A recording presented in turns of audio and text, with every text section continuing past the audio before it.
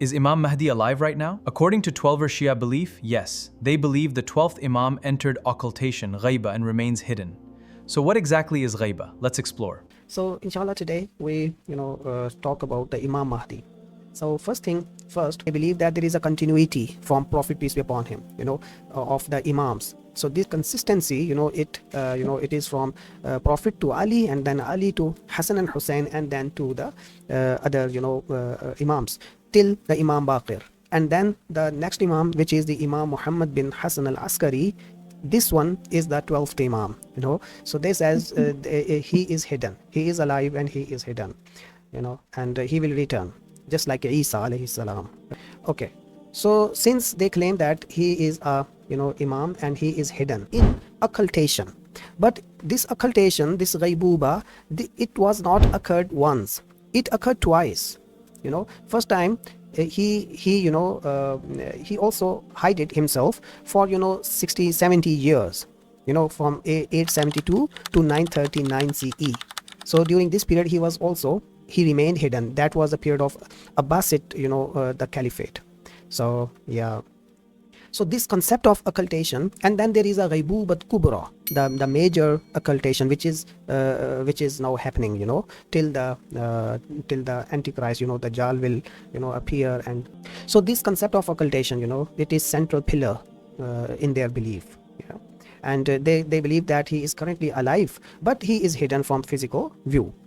So they also divide his life into two stages. There are two stages, there are two occultations, two Ghaybubat. So the one minor occultation, it is Ghaybubatu Sughra. Sughra mean small, minor.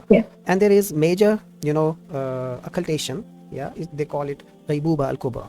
The minor occultation, it was, lasting from 872 to 939 CE. So Imam remained in contact. So they believe that Imam in that period, for 60-70 years, he remained in contact with the community. And they were naibs, they were deputies. In Arabic they were the naib of Imam. So they were on the surface, they remain on the scene.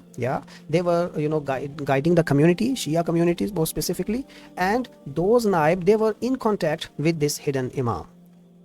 So this period was crucial for preserving Shi'i leadership. So they say that he was preserving the Shia, especially the Shi'i leadership, Naibins. So he was preserving their leadership, and under the oppression of the Abbasid Caliphate. So they were oppressed. They claim that they were the Muslim, they were persecuted, under the the Abbasid Caliphate.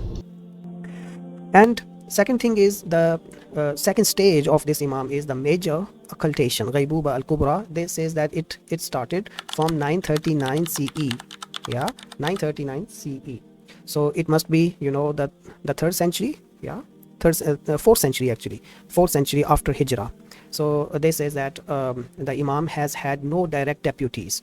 Before that, they were Naibin, and those Naibin, they were in contact with the Imam. But after that, they lost this connection. Imam was still hidden, but there is no connection between his believers. So he is believed to be spiritually present. So they say that he is the source of spiritual source, for them in all these time periods. All the time he is, he is the sport, he is the spiritual sport for them. And he is, just roaming the earth, unknown.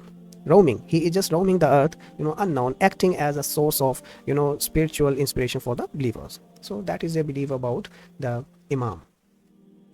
Got it?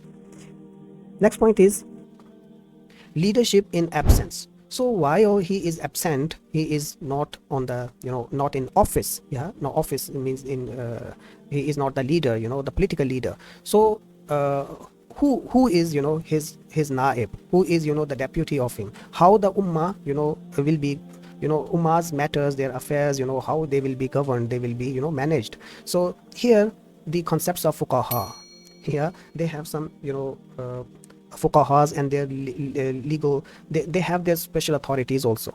So during the major occultation, the importance of Mahdi is seen in how the community is governed. So Shi'i jurists here, Fuqaha, they act as the general guides for the community. So their authority is derived from the belief that they represents the value of the hidden Imam. Yeah, so Imam, he is the carrier, he is the source, he is the anchor of the Sharia. So everything was transmitted through Ali, through Hassan, Hussein and other Imams to this Imam hidden. Yeah, and now he is the source of Sharia. But there are jurists, there are fuqaha who can who idealize his his persona, who idealize and who take inspiration from that hidden Imam. So because they are knowledgeable person, so they have knowledge about the attributes of that Imam and what are his tendencies and what are his all the things. So they says that the fuqaha, the jurists, they take inspiration from the hidden Imam until his return. So until the time he returned, this belief provides legitimacy to the religious scholars. So now the religious scholars, the jurists, they got this legitimacy, also a special legitimacy from this Imam. They are not just a clergy, they are not just scholars, ulama. Yeah, on the other hand, they are getting some special authority from the hidden Imam, so they must be followed.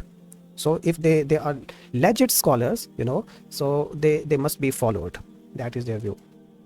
So the whole community must be united under a single spiritual framework.